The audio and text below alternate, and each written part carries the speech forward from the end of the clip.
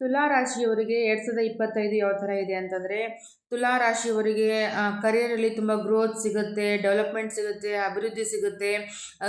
ಜಾಬಲ್ಲಿ ನಿಮಗೆ ಉನ್ನತಿ ಸಿಗುತ್ತೆ. ಗೌರ್ಮೆಂಟ್ ಜಾಬ್ ಇರೋರಿಗೆ ಬಡ್ತಿ ಸಿಗ್ಬೋದು, ಪದ ಉನ್ನತಿ ಆಗಿರ್ಬೋದು, ಪ್ರಮೋಷನ್ ಆಗಬಹುದು.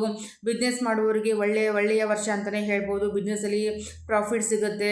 ಹಸ್ಬೆಂಡ್ ಆ್ಯಂಡ್ ವೈಫಲ್ಲಿ ಒಳ್ಳೆಯ ರೀತಿಯ ಬಾಂಧವ್ಯ ಆಗುತ್ತೆ. ಓಕೆ, ಟ್ರಿಪ್ ಹೋಗ್ಬೋದು, ಎಂಜಾಯ್ಮೆಂಟ್ ಮಾಡ್ಬೋದು. ಓಕೆ, ಒಳ್ಳೆಯ ರೀತಿಯ ಟೈಮ್ನ ಸ್ಪೆಂಡ್ ಮಾಡ್ಬೋದು. ಹಸ್ಬೆಂಡ್ ಆ್ಯಂಡ್ ವೈಫು ವೈವಾಹಿಕ ಜೀವನದಲ್ಲಿ ತುಂಬ ಒಳ್ಳೆಯ ರೀತಿಯ ಫಲಗಳನ್ನು ನೋಡ್ಕೋಬೋದು. ಅದೇ ರೀತಿ ನೀವೇನು ಮಾಡ್ಬೋದು, ಗಂಡನ ಮನೆಯಿಂದ ಅಥವಾ ಅತ್ತೆಯ ಮನೆಯಿಂದ ನಿಮಗೆ ಯಾವುದೋ ಒಂದು ಒಳ್ಳೆಯ ಶುಭ ಸೂಚನೆಯನ್ನು ಸಿಗ್ಬೋದು, ಗುಡ್ ನ್ಯೂಸನ್ನು ಸಿಗ್ಬೋದು.